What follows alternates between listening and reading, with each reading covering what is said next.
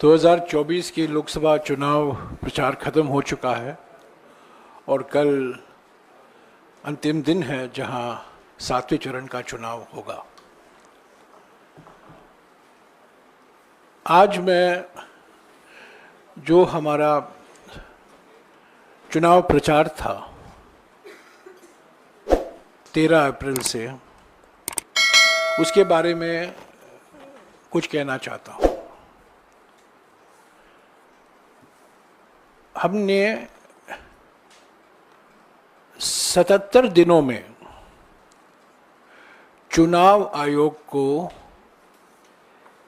118 शिकायतें प्रस्तुत की।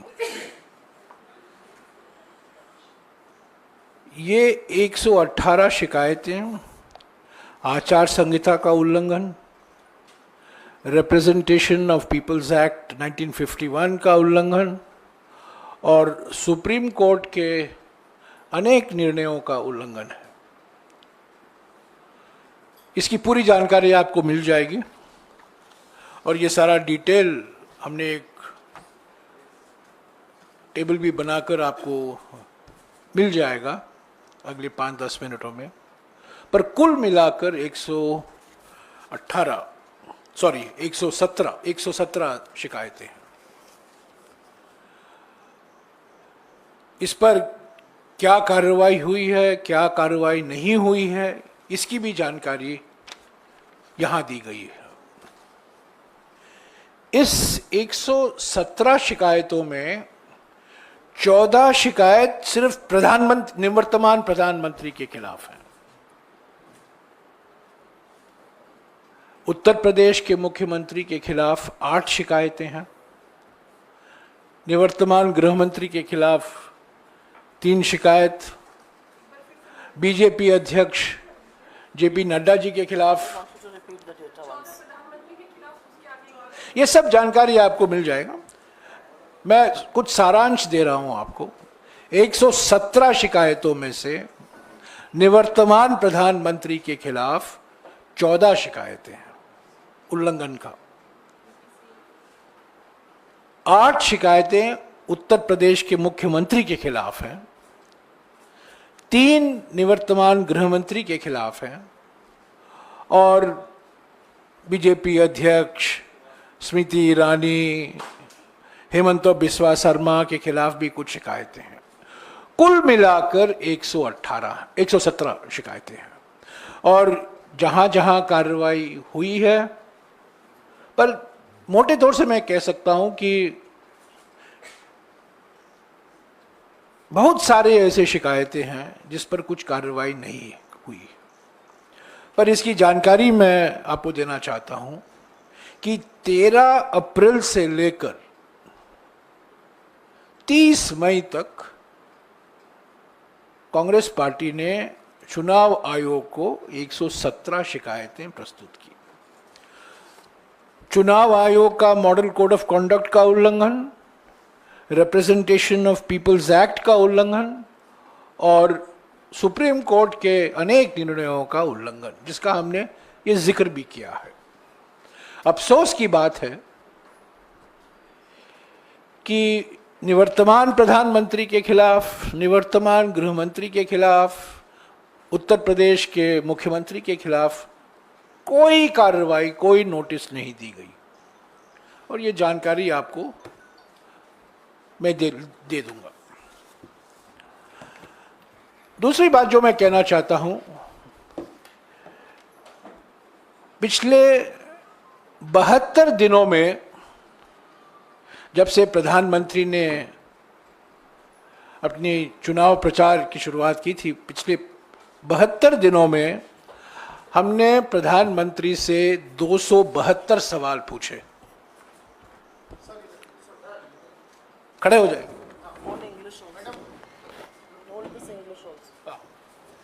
ये अंग्रेजी और ये हिंदी है।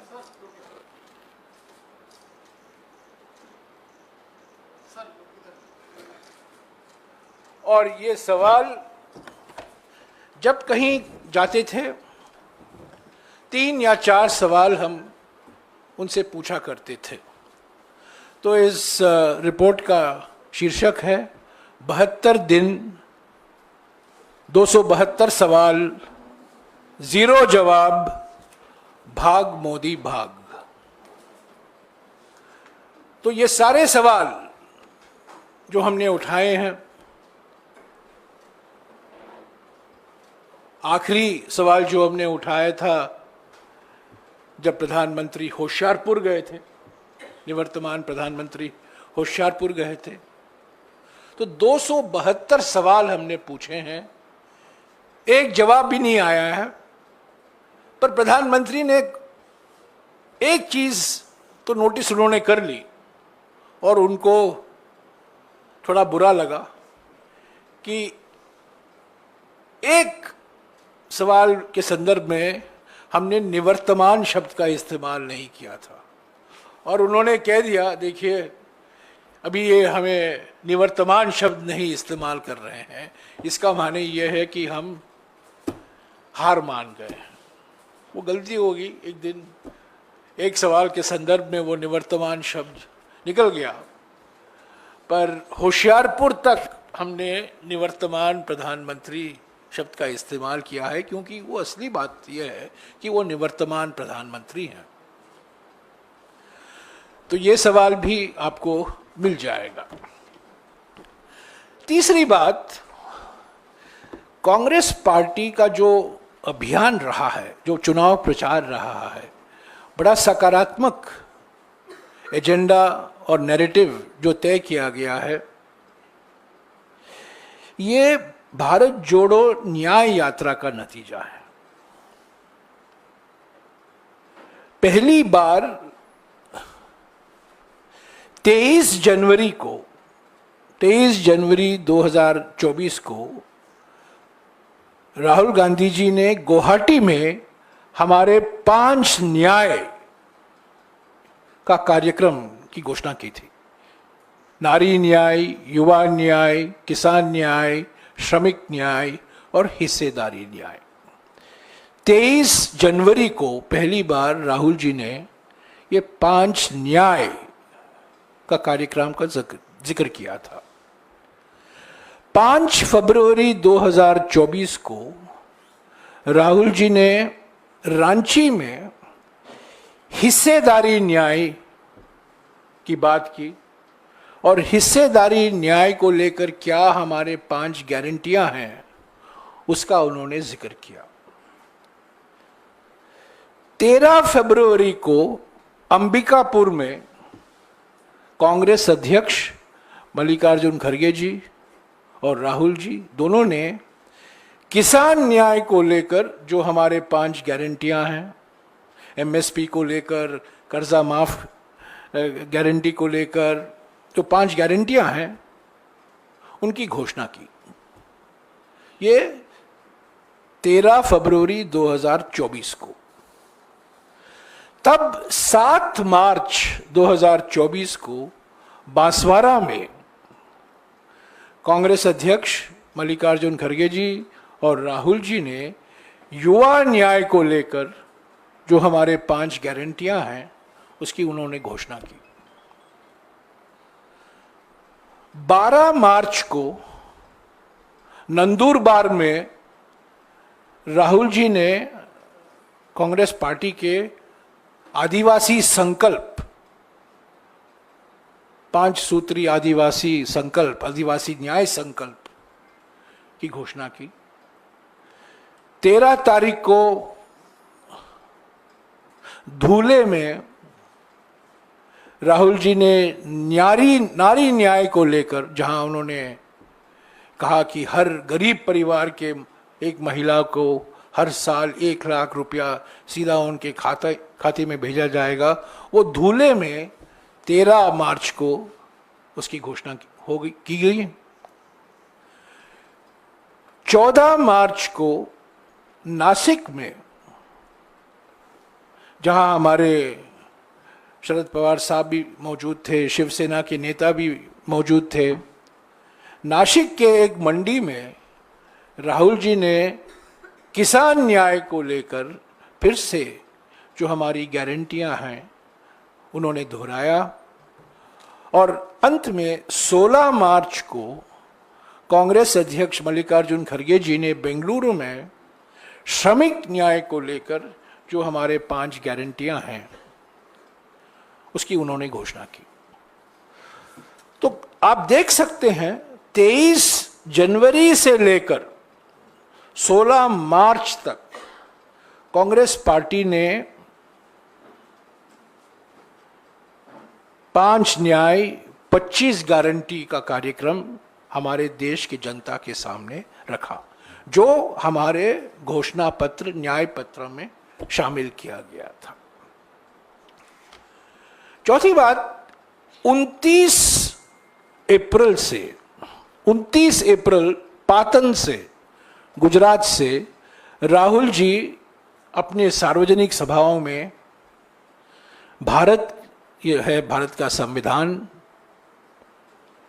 इन्होंने इसको दिखाकर, अपने रैली में दिखाकर जो हमारा संकल्प है, जो हमारा गारंटी है सामाजिक न्याय को सुरक्षित रखने का, जाति जनगणना करवाने का, और जो 50% सीमा है अनुसूचित जाति, अनुसूचित जनजाति और पिछड़े वर्गों के लिए जो आरक्षण है, जो सुप्रीम कोर्ट ने जो 1992 में सीमा तय किया था, उसको बढ़ाने का गारंटी भी राहुल जी ने किया। ये 29 अप्रैल से ये अपने हर सभा में, हर रैली में ये किताब, भारत का संविधान, ये दिखाते थे और हमारी गारंटियां को दोहराते थे।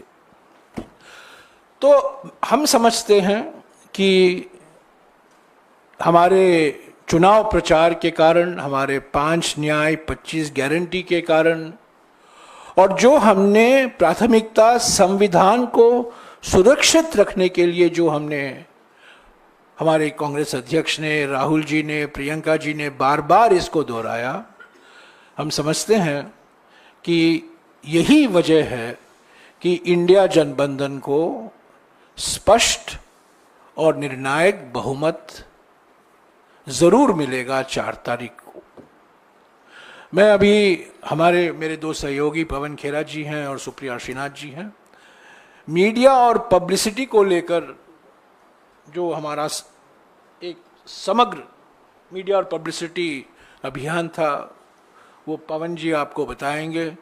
और सोशल मीडिया में जो हमने इस बार परिवर्तन आया और आप देखने लगे कि सोशल मीडिया में हमारी आलोचना की जाती थी कि आप बहुत पीछे हैं बीजेपी की तुलना में, किस तरीके से हमने हमारी सोशल मीडिया की रणनीति बनाई और क्या उपलब्धियां हुई, सुप्रिया जी आपको बताएंगी। तो पहले मैं पवन जी से गुजारिश करूंगा और उसके बाद सुप्रिया जी बोलेंगी।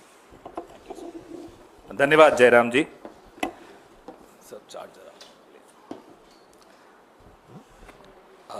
जब भी कोई चुनाव होता है, कोई भी पार्टी जब वोट मांगने जाती है तो अपने मुद्दे सामने रखती है, अपने प्रचार के जो स्तंभ होते हैं वो सबके सामने रखती है।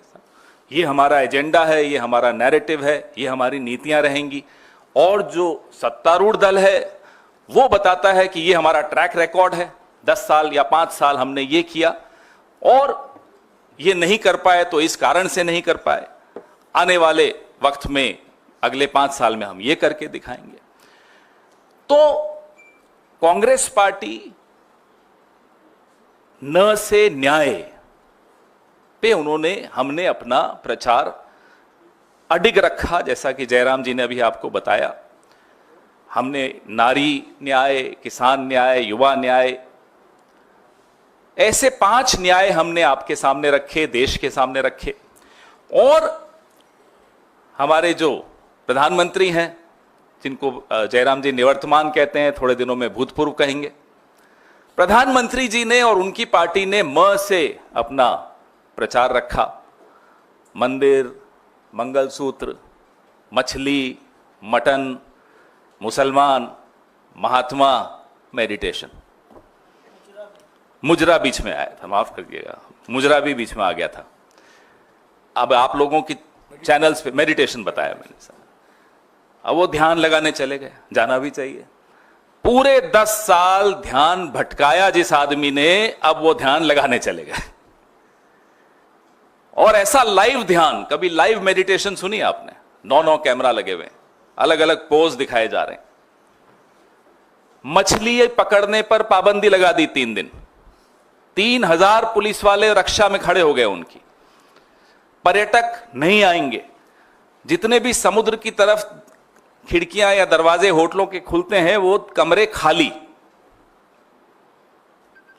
7 स्टार ध्यान इसको कहा जाता है। हम जब नारी न्याय की बात कर रहे थे, हम जब गरीबों को न्याय दिलाने की बात कर रहे थे, तो नरेंद्र मोदी जी ने कहा कि मंगलसूत्र छीन लेंगे, ये भैंस छीन लेंगे, ये आपकी टोटी खोल के चले जाएंगे। अजीब सी वाहियात सी बातें सुनने को मिली इस कैंपेन में। 140 करोड़ लोगों का प्रधानमंत्री, 10 साल का प्रधानमंत्री, टोटी चोरी, भैंस चोरी, ऐसी ऐसी बातें इस प्रचार में आपने वहां से सुनी। जयराम जी ने मुझे कहा कि मैं अपने प्रचार की बात करूं, वो हमारे प्रचार की बात अधूरी होगी जब तक उनके प्रचार की बात नहीं करें। क्योंकि लोग तुलना कर रहे थे कि एक तरफ मल्लिकार्जुन खड़गे जी, राहुल गांधी जी, प्रियंका गांधी जी इस सरकार को जवाबदेह बना रही हैं, इनसे सवाल पूछ रहे हैं, इनसे पूछ रहे हैं कि साहब आपने ये क्यों नहीं किया, बेरोजगारी क्यों बढ़ी, महंगाई क्यों बढ़ी, महिलाओं के खिलाफ अत्याचार क्यों बढ़ा, जो कि एक विपक्ष का काम है।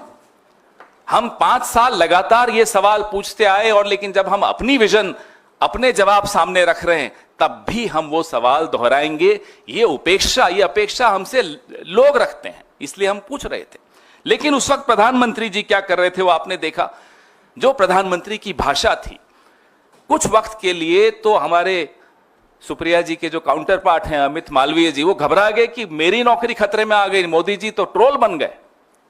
ऐसा ट्रोल प्रधानमंत्री हमने कभी नहीं देखा जो इस बार देखने को मिला। मन की बात करते करते मटन की बात करने लगे। बताइए, उनको हमारे प्रचार से ऐसे भटक गए। ये मैं अपनी खुद की पार्टी की तारीफ करूंगा कि हमारे प्रचार ने नरेंद्र मोदी के प्रचार को पटरी से उतार दिया।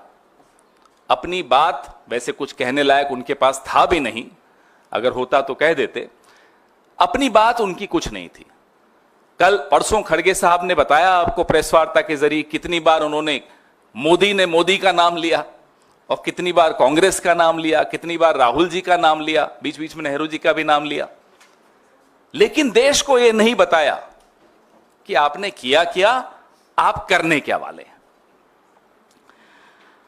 400 पार का जब नारा दिया इन लोगों ने, और 400 पार के नारे के बाद जो इनके मंसूबे थे, इनके कुछ नेताओं ने बताने शुरू किए। अनंत हेगड़े, ज्योति मिर्धा, दिया कुमारी, अरुण गोविल, लल्लू सिंह, इन तमाम नेताओं ने मंसूबे बताए कि संविधान बदल देंगे। उस दौरान हमारे नेता राहुल गांधी, हमारे नेता प्रियंका गांधी, हमारे राष्ट्रीय अध्यक्ष मल्लिकार्जुन खड़गे जी, हमारे जयराम रमेश जी जहां जहां प्रचार में जाते थे, संविधान को बचाने की मुहिम छेड़ दी। प्रचार एक तरफ, चुनाव एक तरफ, चुनाव आते रहते हैं, जाते रहते हैं। लेकिन हमारी पार्टी के नेताओं को यह लगा कि अब ज्यादा आवश्यक हो गया है संविधान और लोकतंत्र को बचाने की मुहिम छेड़ना। और वो मुहिम हमारे नेताओं ने, हमारी पार्टी ने बहुत जिम्मेदारी से, बहुत बखूबी निभाई, बहुत अच्छी तरह वो मुहिम छेड़ी। हर देश के हर नागरिक के जुबान पे संविधान शब्द आ गया था। सबको ये चिंता होने लगी कि ये संविधान वाकई खतरे में है, और संविधान बहाना है, आरक्षण पे निशाना है। ये बात लोगों के दिमाग में बैठ गई। ना केवल आरक्षण पे निशाना है, हमारे आपके जो हुकूक हैं, हक है, अधिकार है, उन पर भी निशाना है। ये जो आज कैमरा सामने दिख रहे हैं, ये सब बंद हो जाएगा। आप मानिए ये बात को। अगर ये व्यक्ति जो भूतपूर्व होने वाले हैं, अगर ये चुनाव जीत जाते किसी गलती से भी, तो आप लोगों का ये सब बंद हो जाता। हम लोग यहां नहीं होते, जेलों में होते, और आप अपनी ईएमआई के संघर्ष में चल रहे होते। ये होने वाला था। ये देश खतरे की एकदम मुहाने पे आ चुका था। उसको बचाने की एक जो जिम्मेदारी हमारे नेताओं ने ली, हमारी पार्टी ने ली, वो वाकई काबिले तारीफ है। और इतना परेशान हुए नरेंद्र मोदी जी, इतने भटक गए, वो अपने ही दोस्तों पर आरोप लगा दिया कि ये टेम्पो भर भर के पैसे भेजते। जयराम जी और मैं रोज सुबह सुबह एआईसीसी के बाहर आके देखते थे कोई टेम्पो आए, कोई टेम्पो आया ही नहीं। एक बार वो टेम्पो निकलते थे, एड्रेस कहीं और का दे दिया था उनको, वहां चले जाते थे। एक टेम्पो नहीं आया, आया होता तो आपको और ज्यादा हम विज्ञापन देते, बता रहा हूं आपको। और इतना वो भटके कि अभी तक तो भगवानों की आपस में लड़ाई कराते थे। जो हमारे बुजुर्ग नेता जो रहे नहीं, अब नेहरू जी की लड़ाई पटेल से करा दी थी, सुभाष चंद्र बोस जी की लड़ाई करा दी थी, अब रविवार की लड़ाई शुक्रवार से करा दी जाते जाते। क्या रविवार को छुट्टी क्यों है, ईसाइयों का यह प्रभाव है?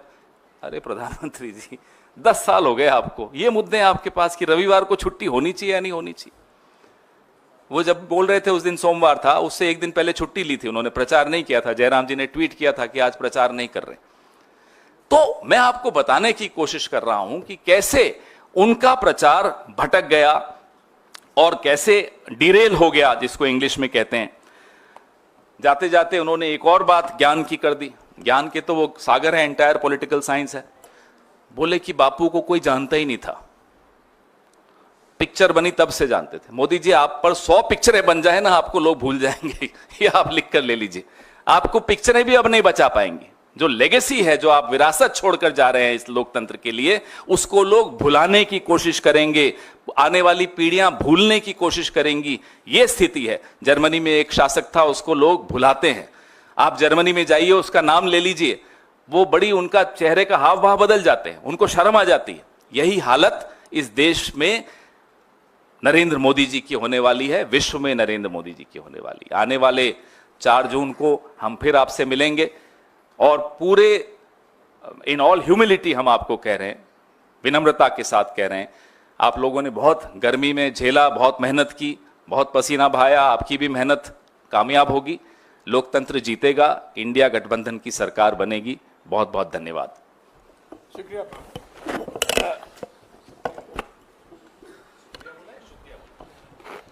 बहुत बहुत धन्यवाद पवन जी। आप कह रहे थे इन पर पिक्चरें 100 बन जाएं, एक बनी थी, 2 बार रिलीज हुई थी, फिर भी मुंह खाई। पप्पा ने वॉर तो रुकवा दी, मीम नहीं रुकवा पाए इस चुनाव में। ये असलियत है सोशल मीडिया की। और मैं कुछ आंकड़ों से बात कर देती हूँ। आंकड़े मुझे बेहद पसंद है और आंकड़े कभी झुठलाए नहीं जाते। ये पब्लिकली अवेलेबल डेटा है, आप में से कोई भी चाहिए हमारे स्टैट्स को या थर्ड पार्टी टूल को यूज करके बीजेपी के स्टैटिस्टिक्स को देख लीजिएगा। और ये दिखाता है कि लोग क्या सुन रहे थे इस चुनाव में, लोग क्या सुनना चाहते थे, लोग किसकी बात सुन रहे थे, लोग किन मुद्दों से प्रभावित हो रहे थे, लोगों का ध्यान किसने आकर्षित किया हुआ था।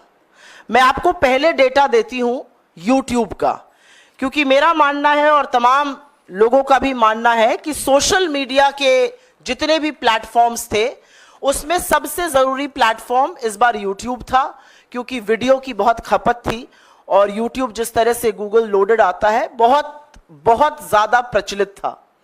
YouTube पर मार्च से मई के बीच में, और मैं 16 मार्च के डेटा से बात करी क्योंकि जिस दिन चुनाव अनाउंस हुआ था उससे 30 मई तक का डेटा है, 613 मिलियन व्यू कांग्रेस पार्टी के थे, 150 मिलियन व्यू भाजपा के थे। तो कहीं ना कहीं YouTube पर भी लोग हमारी बात सुन रहे थे, हमारे नेताओं को सुन रहे थे, हमारी रैलियों को सुन रहे थे, हमारी प्रेस कॉन्फ्रेंस को सुन रहे थे।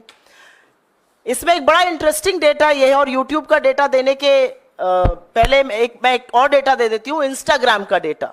इंस्टाग्राम को बड़ा यूथ फ्रेंडली माना जाता है, ज्यादातर यूजर्स जो होते हैं वो यंग होते हैं। इंस्टाग्राम पे हमारी एवरेज लाइक 1,21,000, बीजेपी की एवरेज लाइक 26,945। ये दिखाता है आपको कि डेली फॉलोअर जब हमारे 33,000 बढ़ रहे थे तो बीजेपी के 5,300 बढ़ रहे थे।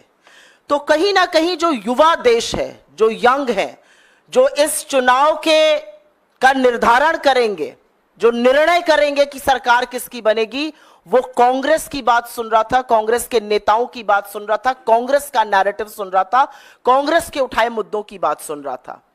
और यही नहीं, YouTube पर भी जो 53% हमारे यूजर्स हैं वो 34 वर्ष से आयु में कम है। हमने करीब 350 से ज्यादा रैली, प्रेस कॉन्फ्रेंसेस और स्पेशल इवेंट्स लाइव किए।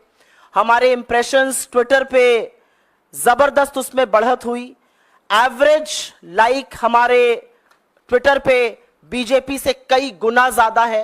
यही स्टोरी फेसबुक की है, यही स्टोरी यूट्यूब की है, यही स्टोरी इंस्टाग्राम की है। लेकिन यह स्टोरी क्यों है? और मुझे लगता है जयराम जी ने और पवन जी ने इसका एक आपको लेखा जोखा दे दिया है। सोशल मीडिया कोई दूसरे प्लैनेट पर चलने वाला जीव जंतु नहीं है। सोशल मीडिया पॉलिटिक्स में, आज की पॉलिटिक्स में रियल पॉलिटिक्स जो ग्राउंड पर हो रही है, जो कार्यकर्ता कर रहा है और जो सोशल मीडिया का वॉरियर कर रहा है, वो एक तरह से पैरेलल एक दूसरे के पूरक होकर चल रहे हैं। और इसीलिए क्योंकि हम मुद्दों पर अड़े रहे, क्योंकि कांग्रेस के प्लेटफॉर्म्स पर लोगों को अपने मतलब की बात, अपना रोजगार, अपनी महंगाई कम, अपनी गरीबी, अपनी गिनती की बात सुनाई दे रही थी, इसलिए लोग हमसे ज्यादा एंगेज हुए। हमने ज्यादा एंगेजिंग कंटेंट बनाया, हमारा कंटेंट ज्यादा फ्रेश था, हमारा कंटेंट यूनिक था। हमने गुब्बारे दिखाए जिसको आप एक उंगली से फोड़ सकते थे। हमने महिलाएं दिखाई जिन्होंने कहा कि दिन भर व्हाट्सएप पढ़ पढ़ के जिस सरकार को बनाया है उसको हटाना है। और ये पूरा कुछ करने में हमने सरकार को कटघरे में खड़ा किया। मीडिया ने भी, हमारे मीडिया विभाग ने भी खड़ा किया, हमने भी खड़ा किया। हमने कटु आलोचना करी, हमने तीखे प्रहार किए, लेकिन हमने एक बार भी राजनीति की शुचिता और मर्यादा को नहीं लांघा। और उसका परिणाम है कि लोगों ने दिल खोलकर हमारा कंटेंट देखा, उसको सराहा, उसका एंगेजमेंट ज्यादा था और यह दिख रहा था आपको पूरी तरह से। एक बड़ी विचित्र बात थी, अगर आप कांग्रेस के किसी भी सोशल मीडिया प्लेटफॉर्म पर जाते, कांग्रेस के किसी नेता के प्लेटफॉर्म पर जाते, पवन जी पर जाते, मुझ पर जाते, जयराम जी पर जाते, राहुल जी के पे भी जाते, तो वहां पर आपको आम जनता की आवाज जरूर दिख रही थी। 4-5 दिन के कंटेंट हम आम जनता की आवाज लगाते थे। बीजेपी के पूरे सोशल मीडिया से, उनकी पूरी स्ट्रैटेजी से आम आदमी की आवाज पूरी तरह से गायब है। वही पेड एक्टर, वही इक्के दुक्के लोग और वही विभत्स बेवकूफी के ऐड। बीजेपी ने कहीं पर इस देश को बेवकूफ समझने की गलती की। इसलिए गलती अगर ये ना करते तो वो 2014 का जो कैंपेन था वो 2024 में रिपीट नहीं करते। कोई फ्रेशनेस नहीं, आपने एक एक्टर हायर कर लिया, उसको किसी राजनेता जैसा लगा दिया, उससे बेवकूफी के बयान आप कहलवाते जा रहे हैं। ये बहुत बोर हो चुकी है जनता। एंगेजमेंट दिखाता है कि जनता क्या सराह रही है और क्या नहीं। ऐसे भी दिन हमने देखे जब गृह मंत्री को 4 लोग सुन रहे थे, मोदी जी को 400 लोग बीजेपी के प्लेटफॉर्म पर सुन रहे थे और 4-4 लाख से 40 लाख लोग हमारे नेताओं को यूट्यूब प्लेटफॉर्म्स पे सुन रहे थे। हमने रियल टाइम फैक्ट चेक किया, बखिया उधेड़ी, कलई खोली बीजेपी के और मोदी जी के हर झूठ की। लेकिन हां, मैं यहां पर पूरी तरह से धन्यवाद, साधुवाद देना चाहती हूं अपनी लीडरशिप का। हमारे अध्यक्ष राहुल जी, प्रियंका जी, सब लोग, जयराम जी, हम लोग मुद्दों पर डटे रहे। हम बिल्कुल भी डिस्ट्रैक्ट नहीं हुए। हमारा मुद्दा महंगाई था, बेरोजगारी था, आर्थिक असमानता था, महिला सुरक्षा था, बदहाल किसान था, मजदूर जो मजबूर है वो था, और हमारा इशू था हाशिए पर जो लोग हैं वो मुख्य धारा में आए। क्योंकि हमने वो बात करी, लोगों ने हमारी बात सुनी। असलियत यह है कि मोदी जी मंगलसूत्र और मुजरे की बात कर रहे थे, राहुल गांधी अग्निवीर और किसान की बात कर रहे थे। मोदी जी अपने परमात्मा होने का प्रूफ दे रहे थे दुनिया को। राहुल जी पूछ रहे थे कि पोर्श से अगर एक लड़के से एक्सीडेंट हो जाता है उसको 300 शब्दों का निबंध लिख के छोड़ दिया जाता है, कोई ड्राइवर से होता है तो उसको 10 साल के लिए जेल में क्यों डाल दिया जाता है। तो लोगों को समझ में आ रहा था कि कौन मुद्दे की बात कर रहा है, कौन लेखा जोखा दे रहा है, किसके पास भविष्य का एक खाका, भविष्य की एक रणनीति है। और उसी के चलते ये कैंपेन सक्सेसफुल थी। तमाम जगहों से सराहना आई, लेकिन सबसे ज्यादा सराहना जब आप फील्ड पर जाते हैं, जब लोग आपसे मिलते हैं और लोग आपका कंटेंट आपको कोट करते हैं, वो सबसे बड़ी सराहना होती है।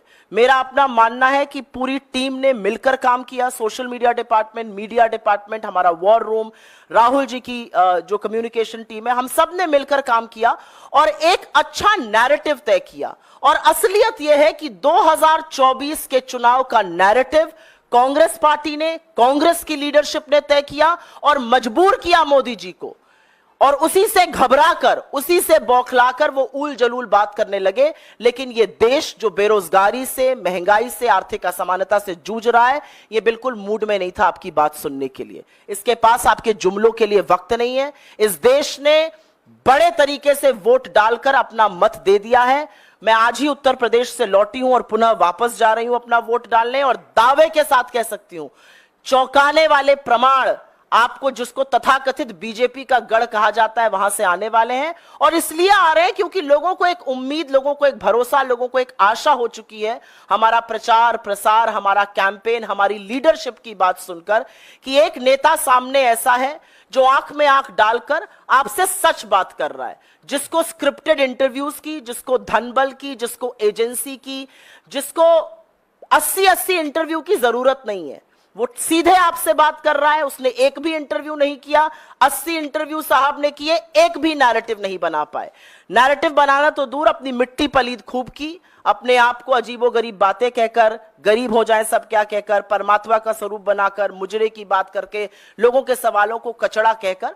मेरा अपना मानना है कि जनता ने मन बना लिया है, और एक पूरी टीम की तरह हम जो हासिल कर पाए प्रचार प्रसार के माध्यम से बहुत अच्छा था। और मुझे पूरी आशा और विश्वास है कि 4 जून को यह परिणाम में तब्दील होता हुआ जरूर दिखेगा। शुक्रिया। आपको ये जो इलेक्शन कमीशन की शिकायतें हैं आपको मिल गया होगा अब तक, और ये जो रिपोर्ट है भाग मोदी भाग, जो 272 सवाल है जिसका कोई भी जवाब नहीं है, वो भी आपको मिल गया होगा। कुछ सवाल? हाँ जी।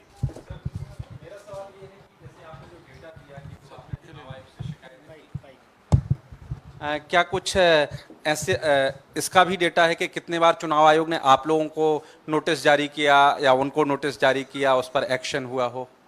नहीं, हमको भी नोटिस आए। आप जानते हैं कि हमने एक शिकायत की थी प्रधानमंत्री के खिलाफ।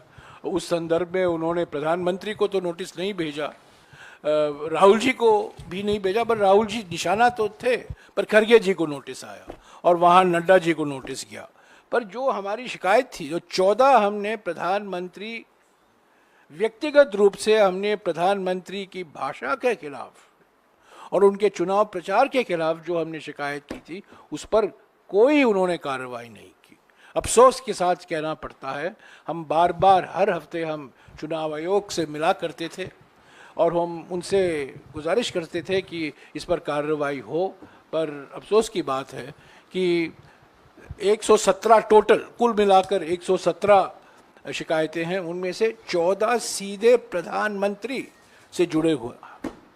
जयराम जी, आप लोगों ने शिकायत की थी कि प्रधानमंत्री एक और बात मैं कहना चाहता हूँ, ये जो 117 शिकायतें हैं, ये AICC की तरफ से शिकायतें हैं। हमारे जो PCC हैं, Tripura PCC, Assam PCC, UPCC, Rajasthan PCC, वो अपना शिकायत अपने चुनाव आयोग में करते थे। ये सेंट्रल इलेक्शन कमीशन यानी स्टेट चुनाव आयोग नहीं, यहाँ के चुनाव आयोग AICC की तरफ से हमने 117 शिकायतें की हैं। ये 77 दिन का आंकड़ा है। पहला शिकायत हमने 13 तारीख मार्च को किया था और आखिरी शिकायत हमने 30 तारीख को, ये आप जानते हैं, ये गहरे चिंतन को लेकर हमने किया है। सर, जयराम जी, जो आपने आखिरी शिकायत की थी 30 तारीख को, उसमें आपने अपील की थी, चुनाव आयोग से मांग की थी कि प्रधानमंत्री के मौन व्रत के लाइव टेलीकास्ट पर रोक लगाई जाए, और ये चुनाव आयोग का मतलब चुनाव आचार संहिता का उल्लंघन है। लेकिन चुनाव आयोग ने माना कि ये चुनाव आचार संहिता का उल्लंघन नहीं है। इसको कैसे देखते हैं आप? चुनाव आयोग ने सीधे खारिज किया। मैं आपको पढ़कर सुनाता हूँ कि हमने शिकायत की थी प्रधानमंत्री के खिलाफ। ये complaint against the meditation trip of Mr. Modi taking place from 30th May 2024 to July 1st, 2024 as a way of indirectly violating the silence period to continue his campaign. तो इसको लेकर हमने शिकायत की थी, पर अभी तक इस पर कोई कार्रवाई नहीं हुई है। नहीं, हमको कुछ जानकारी मिली नहीं है। चुनाव आयोग ने स्वीकारा हमारी शिकायत को, पर कोई कार्रवाई नहीं हुई। हर एक शिकायत के खिलाफ जो कार्रवाई की गई है उसकी जानकारी मैंने आपको दी है। जयराम जी, 14 शिकायतें हैं प्रधानमंत्री की। ये पहली बार, कभी नहीं हुआ ऐसे हमारे चुनाव के इतिहास में, पहली बार प्रधानमंत्री के प्रचार के खिलाफ 14 शिकायत हमने की है, पहली बार। जयराम जी, आप सीधे तौर पे ये कह सकते हैं कि आप चुनाव आयोग पे सवाल उठा रहे हैं? 2004 में चुनाव 20 दिन के अंदर हुए। पहला सवाल तो उठता है 42 दिन क्यों लगे? डिजिटल इंडिया बन गया, स्टैंड अप इंडिया बन गया, सब इंडिया बन गया। 2004 में 20 दिन लगे थे चुनाव खत्म करने के लिए, इस बार 42 दिन लगे हैं। कुछ कारण होंगे, हमें तो पता नहीं है, पर यह भी एक सवाल है। जिस तरीके से हमने शिकायत की है, जिस मात्रा में हमने शिकायत की है, और किस तरह से उन्होंने कार्रवाई नहीं की है, इस पर भी सवाल उठते हैं। हमने मई 2023 से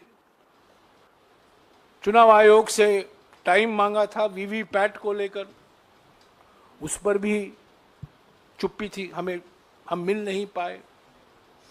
और आप जानते हैं कि हमारे दबाव के कारण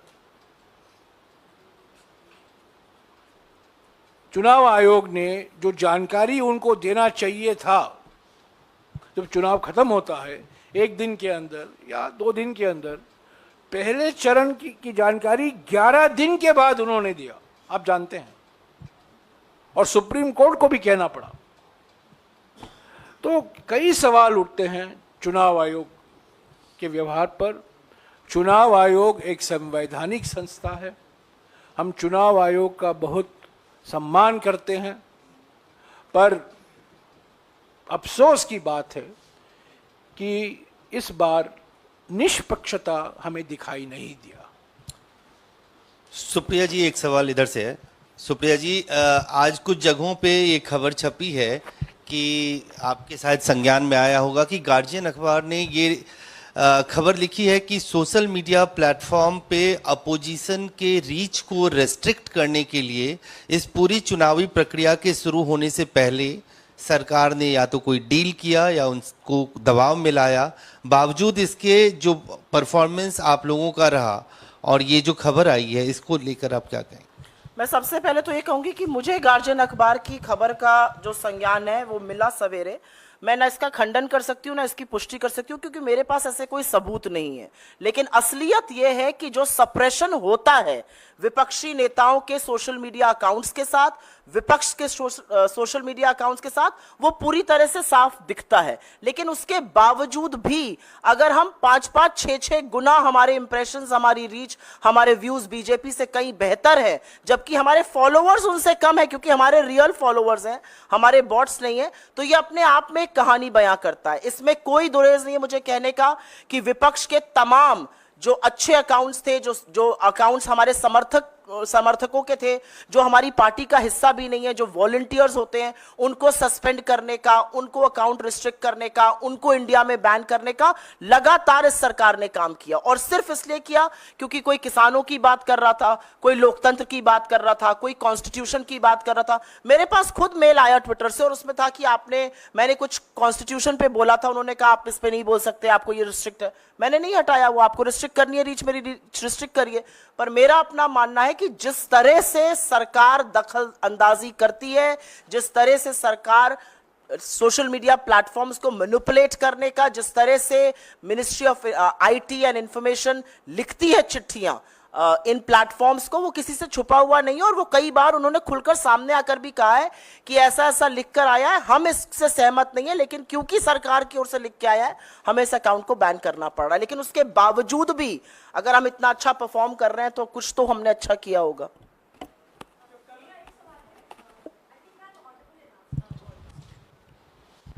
मेरा सवाल है जयराम रमेश जी को। अगर वेस्ट बंगाल के जो क्वेश्चंस हैं वो देखे जाए तो वो बिल्कुल ही तृणमूल कांग्रेस पिछले उनके चुनाव के जो प्रचार के टाइम पे जो सवाल उन्होंने उठाए हैं उससे हूबहू मिलते जुलते हैं कांग्रेस के सवाल भी। क्या ये अपने अलाइज को ज़्यादा खुश करने के लिए और ज़्यादा? ये संयोग है, इसमें कोई राजनीति नहीं है। पश्चिम बंगाल में जो चुनाव लड़ाया गया है लोकसभा के लिए लड़ा गया, ये विधानसभा के चुनाव नहीं है। और हम बीजेपी के खिलाफ लड़ रहे हैं, ये विधानसभा चुनाव नहीं है। और टीएमसी के नेता ने खुद कहा है कि मैं इंडिया जनबंधन को समर्थन देती हूँ। टीएमसी इंडिया जनबंधन का हिस्सा है। जो सवाल हमने किया है, जब भी प्रधानमंत्री पश्चिम बंगाल जाते हैं और गए हैं, वो पश्चिम बंगाल की जनता वो सवाल कर रही है। इसको आप कोई राजनीतिक चश्मे के से मत देखिएगा, ये जनता के सवाल है।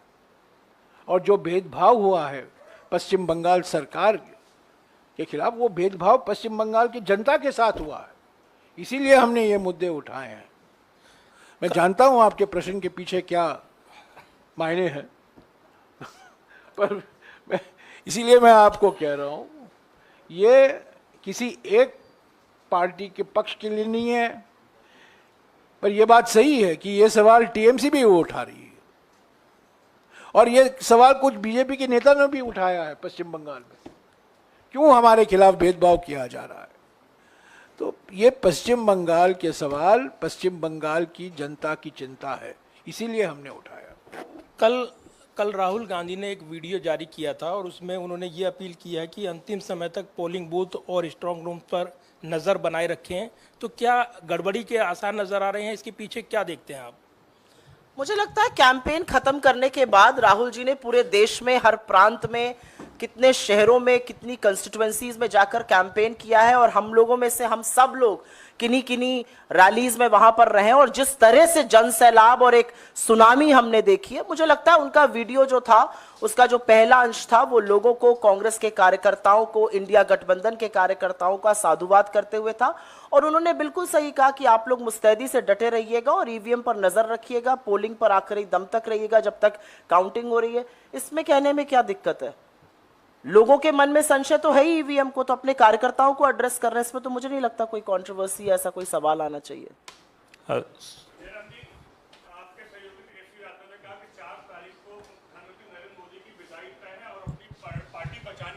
हमारे चाचा नीतीश जी पलटी मारेंगे, अगर नीतीश वापस इंडिया गठबंधन में आते हैं तो क्या आप लोग स्वीकार करेंगे उन्हें? पलटी मारने का उनकी आदत है, पुरानी आदत है, क्या करें। 4 तारीख को करेंगे क्या, मुझे जानकारी नहीं है, पर उनको, उनके बावजूद हमको जनादेश मिलने वाला है, इंडिया जनबंधन को जनादेश मिलने वाला है। जेडीयू की कोई ज़रूरत नहीं होगी जनादेश मिलने के लिए। आप देखेंगे बिहार के जो नतीजे आएंगे वो बहुत आश्चर्यजनक होगा, और पलटी की कोई ज़रूरत नहीं होगी। सुप्रिया मैम, आपसे सवाल था इधर से। अगर जो लोग पलटी करना चाहते हैं उनको हम रोक नहीं सकते ना।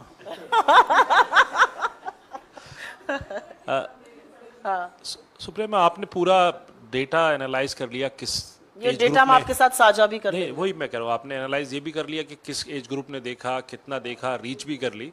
तो आप लोगों ने ये भी क्या एनालाइज कर लिया कि कितने वोट आपको पड़ रहे हैं और कितनी सीटें आप लेके आ रहे हैं? स्पष्ट बहुमत की सरकार बन रही है, ये जयराम जी ने कहा। मुझे नहीं लगता कि ये कुछ हंसी मजाक की बात है, क्योंकि जो डेटा हमारा है वो फैक्चुअल डेटा है, वो पब्लिकली अवेलेबल डेटा है। ये डेटा हमने अपने घर में बैठ के खादान में तो बनाया नहीं है। तो जो लोग हमें देख रहे हैं, हमारे इंप्रेशंस आ रहे हैं, हमारे व्यूज आ रहे हैं, हमारा एंगेजमेंट आ रहा है, कमेंट आ रहा है, लाइक आ रहा है, उस डेटा को हम आपके साथ साझा कर रहे हैं। आप जब वीडियो देखते हैं और आप लोग सब लोग रील वगैरह देखते हैं, जो पसंद आती है उसी को लाइक करते हैं, जो पसंद नहीं आती उसको लाइक नहीं करते। तो अगर 5 गुना लोग हमारे कहे हुए मुद्दों को, हमारे लीडर्स के वीडियो को, हमारी रैलीज के वीडियो को, हमारी प्रेस कॉन्फ्रेंसेस को लाइक कर रहे हैं, तो कहीं ना कहीं वो हमसे प्रभावित है, और जो हमसे प्रभावित है वो जाकर इंडिया गठबंधन वाले निशान पर ही button दबाएगा। Supriya ma'am, ma'am, 2 questions. First is that Prajwal Revanna is now being taken into the custody, but a lot of leaders focus are on the election campaign. But sir, it is related to, because many of the leaders have questioned about the timing discuss also, the that Revanna why case such date is separately. being used. Let's focus. This press conference is on the election campaign. Your question is an important question. I'll answer it separately. हाँ जी, sir, प्रचार का अंतिम दिन भी चला गया, आपका last phase का कल चुनाव है, तो आपके पास इतने सारे आंकड़े आ गए हैं, तो किस आधार पर कांग्रेस के पास ये कहना है कि वो गठबंधन के साथ पूर्ण बहुमत आ रही है? उत्तर प्रदेश है, आप जहाँ पे आपकी परफॉर्मेंस जैसा कि सुनने में आ रहा है आउटस्टैंडिंग है, तो वो क्या कारण है और पार्टी कुल कितनी सीटें लेकर आ रही है? मैंने आपको पहले दिन 2 चरणों के बाद जो रुझान आए थे, मैंने कहा था कि इंडिया जनबंधन को स्पष्ट और निर्णायक जनादेश मिलना तय हो गया है। राजस्थान, महाराष्ट्र, कर्नाटका, उत्तर प्रदेश, बिहार, तेलंगाना ऐसे राज्यों में जहां 2019 में हमारा बिल्कुल सफाया हो गया था, इस बार आप देखेंगे हमारा प्रदर्शन बहुत मजबूत होगा। राजस्थान में हमारा ही प्रदर्शन मजबूत होगा, महाराष्ट्र में, उत्तर प्रदेश में, बिहार में गठबंधन के रूप में हमारा प्रदर्शन मजबूत होगा। तो पहला कारण यह है, और मैं दिल्ली में बैठकर नहीं कह रहा हूं, मैं खुद इन राज्यों में गया हूं, हमारे नेता गए हैं, हमारे कांग्रेस अध्यक्ष गए हैं, राहुल जी गए हैं, प्रियंका जी गई हैं, मेरे दो साथी भी गए हैं, मैं खुद गया हूं। और जो 2019 में जो माहौल था इन विशेष तौर से इन राज्यों में, इसमें मैं हरियाणा भी जोड़ूंगा, इसमें मैं पंजाब भी जोड़ूंगा, हम लोग सब लोग पंजाब से आ रहे हैं, पंजाब भी जोड़ूंगा इसमें। पर पंजाब में 2019 में हम शिखर तक पहुंच गए थे, पर हरियाणा, राजस्थान, महाराष्ट्र, कर्नाटक, तेलंगाना, उत्तर प्रदेश, बिहार में हमारा सफाया हो गया था। तो पहला कारण यह है कि 2019 की तुलना में इन 7-8 राज्यों में हमारा प्रदर्शन मजबूत है। पर सबसे बड़ा कारण हमारे आत्मविश्वास का यह है प्रधानमंत्री का प्रचार। जिस तरीके से वो भोकलाए गए हैं और रोज को नया मुद्दा ढूंढते थे, कोई कंसिस्टेंट, ये आलोचना कांग्रेस पार्टी की जाती थी कि आपका कोई नैरेटिव नहीं है, आप रोज बदलते रहते हैं। इस बार प्रधानमंत्री पर यह आरोप लगाया जा सकता है, रोज एक नया जान हटाने के लिए एक नया मुद्दा उठा देते थे, और जो झूठ की महामारी है वो उन्होंने फैलाया है। हमारे घोषणा पत्र को लेकर, राहुल जी के भाषणों को लेकर, खड़गे जी के भाषणों को लेकर, ये बिल्कुल साफ हो गया था कि वो घबराए हुए हैं, भोकलाए हुए हैं। जो प्रधानमंत्री में जो जिस आत्मविश्वास के साथ बोला करते थे, इस बार देखिए वो दिखाई नहीं देता है, थके हुए दिखते हैं। तो इसीलिए हमें विश्वास है। और तीसरी बात, 2019 में एक बालाकोट था, वो एक मुद्दा था, भावनात्मक मुद्दा था। इस बार कोई लहर नहीं था, चुपचाप तरीके से किसान, युवा, और मैं समझता हूं संविधान को लेकर जो मुद्दा बना, आरक्षण को लेकर जो मुद्दा बना, ये हमारे लिए बहुत फायदेमंद हुआ। तो इसीलिए मैं कह रहा हूं आत्मविश्वास के साथ, कोई एक आंकड़ा नहीं दूंगा, पर मैं ये कहूंगा कि जनादेश स्पष्ट और निर्णायक होगा, और एनडीए के जो कई घटक दल हैं कतार में खड़े होंगे इंडिया में शामिल होने के लिए। और थैंक यू।